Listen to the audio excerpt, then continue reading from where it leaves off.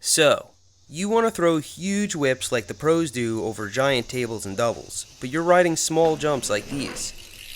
While it's not easy to throw huge whips over small jumps, you can make the most of them. Today, I'm going to show you how.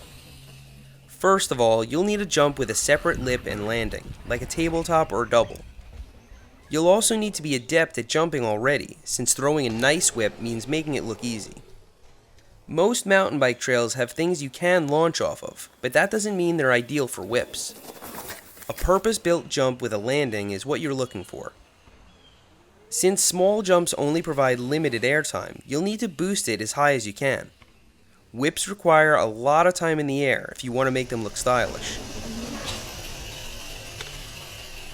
If you can't boost jumps yet, watch some tutorials and practice before moving on. Learn to jump smoothly, or make it down the transition without slamming your bike or your rear wheel. Sometimes this means landing a little nose heavy, which we'll get back to in a minute. Now you want to experiment with leaning to one side when you take off. If you're an experienced jumper, you'll naturally try to compensate by bringing your front wheel straight again. This is a good thing, and it's the key to doing a whip. Throwing a whip starts with taking off at an angle, and the rest of it is bringing your bike back to hit the landing. What you'll end up with is this squirming motion like you see here.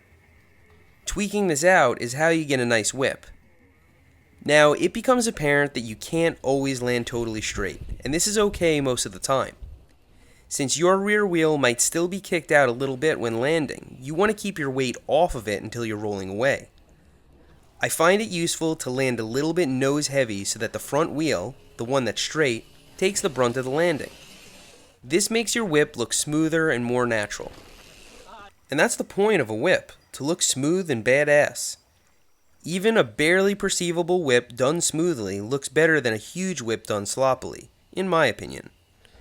In any action sport, you could define style as making things look easy. Everyone has their own style, and no two riders will whip or do anything the same.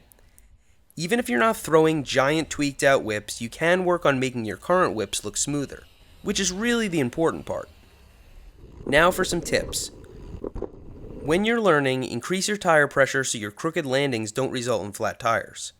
Also, like any type of jump tricks, you should drop your saddle way lower than usual.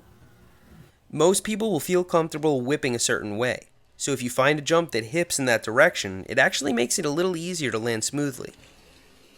If you're catching your rear wheel hard on landings, try tilting your bike more and pushing your rear out less.